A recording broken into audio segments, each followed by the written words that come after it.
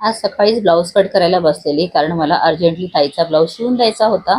कारण सुमीचा साखरपुडा आहे आणि त्यासाठी ताईने ना गावाहून सुंदरशी साडी आणलेली आहे. ताईने नेसल्यानंतर मी तुम्हाला नक्की दाखवेन. ताईच्या मापाचा ब्लाऊज शिवण्याच्या आधी मी विचार केला की तिच्या मापाचा ना एक फार्मा कट करून ठेवून देते, म्हणजे जेव्हा हवं त्यावेळेला मला ना ब्लाऊज शिवायला सोपं पडेल, म्हणजे कटिंगला वेळ जाणार नाही. कारण मला ना कटिंग करताना पूर्ण माप टाकण्यासाठीच मला वेळ लागतो, कारण खूप दिवसानंतर शिवत असते ना. तर असं होतं की व्यवस्थित माप आहे का नाही, आणि म्हणजे जास्त वाढवायचं आहे का कमी करायचं आहे, या गोष्टींमध्ये ना मी खूप वेळ विचार करत बसते आणि तिथेच मला वाटतं माझा तास निघून जातो. म्हणून आता एक फार्मा कट करून ठेवून दिला आणि लगेचच किचनमध्ये येऊन स्वयंपाकाला सुरुवात केली. 3 वाजता क्लास आहे हे सुद्धा मला लक्षात ठेवावंच लागतं. आणि इथे सगळं प्रिपरेशन मी करून घेतलेलं. त्यानंतर संध्याकाळी क्लासहून आली आणि मी आणि नम्रता आम्ही दोघे मिळून चाललेलो आहोत दवाखान्यात, कारण आज माझं रुटीन चेकअप आहे. तर आता बऱ्यापैकी ना आयन वाढलेलं आहे.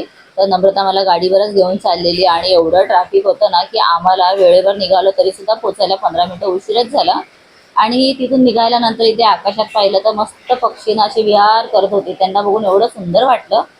तिथून मी जाता जाता म्हटलं की चला इथे ना मस्त एकदम अयंगरची बेकरी आहे, तर तिथून आपण केक घेऊया. कारण इथले ना केक एवढे स्पॉन्जी आणि मस्त असतात आणि विदाऊट क्रीम, ते मला खूप आवडतात. पण बॅड लक बघा, नेमके दुकानासमोर उभं राहून दुकान शोधत होतो आणि लक्ष गेलं अरे समोरच दुकान आहे आणि त्याचं काम चालू आहे. म्हणजे असं झालं की तहानलेल्याला विहीर तर दिसली पण तिथे पाणीच नव्हतं.